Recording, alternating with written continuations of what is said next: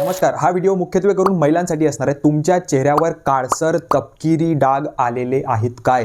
तर हा फक्त संट्यान नाही तर हे काळे वांग म्हणजेच मेलॅझ्मा असू शकते.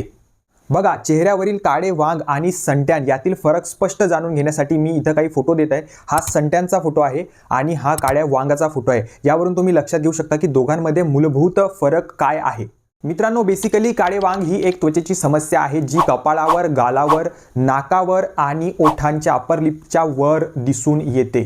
कार्यकारण भावानुसार जर कार्याची उत्पत्ती झालेली आहे तर त्याला कारण असणारच. तर याच्या बेसिक काही कारणांपैकी मी तुम्हाला सांगतो जी मुख्य कारणे आहेत. उन्हामध्ये फिरणे, जास्त सन एक्सपोजर. तर जास्त सन एक्सपोजर झाल्यामुळे मेलॅनिन जो कंटेंट आहे तो वाढतो आणि त्यानं हे इरेग्युलर पॅचेस निर्माण होतात. दर 10 पैकी 4 महिलांमध्ये ही समस्या गर्भधारणेच्या वेळी उत्पन्न होते. हार्मोनल इम्बॅलन्स गर्भधारणेच्या वेळी म्हणा किंवा थायरॉइडचा एखाद्या व्यक्तीला त्रास आहे, काही पिल्स घेत आहे, हार्मोनल इम्बॅलन्स ज्यावेळी शरीरात उत्पन्न होते त्यावेळेस ही समस्या उद्भवते. आनुवांशिक गोष्टी, जर एखाद्या महिलेच्या आईला किंवा आजीला जर हा त्रास असेल तर त्यांना सुद्धा हा त्रास उद्भवण्याची शक्यता वाढते.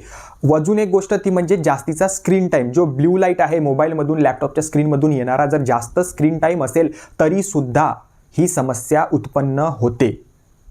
बघा, चुकीचे स्किन केअर प्रोडक्ट्स, जे मी आधीच्या व्हिडिओमध्ये सुद्धा सांगितलेले आहे, स्वतःचा स्किन टाईप न ओळखता चुकीचे स्किन केअर प्रोडक्ट्स वापरले आणि जे असे स्किन केअर प्रोडक्ट्स की जे खूप हार्श आहेत स्किनसाठी तरी सुद्धा हा बदल दिसून येतो. तसेच जर एखाद्या वेळी त्वचेला इजा झाली बाह्य स्वरूपात, केमिकल बर्न झाला, ठीक आहे, ॲक्ने व्हल्गॅरिसचा त्रास होता आधी, त्याच्यासाठी काही हार्श ट्रीटमेंट घेतली, केमिकल पिल्समुळे म्हणा, लेझर ट्रीटमेंटमुळे म्हणा, सुद्धा हा त्रास उद्भवू शकतो. काळ्या वांगावर उपचार करण्यासाठी नेमकी त्याची कारणं लक्षात घेणं खूप गरजेचं आहे. नाहीतर असं खूप एक मिथ आहे की काळ्या वांगावर मेलॅझ्मा झाला म्हणजे काहीच उपचार नाही आहे, आता कसं होणार. नाही, जर त्याची कारणं प्रॉपर लक्षात घेतली तर त्याच्यावर 100% इलाज आहे. तो आपण पुढच्या व्हिडिओमध्ये बघूयात. अशाच आरोग्यविषयक टिपांसाठी फॉलो करायला विसरू नका. We are in this together.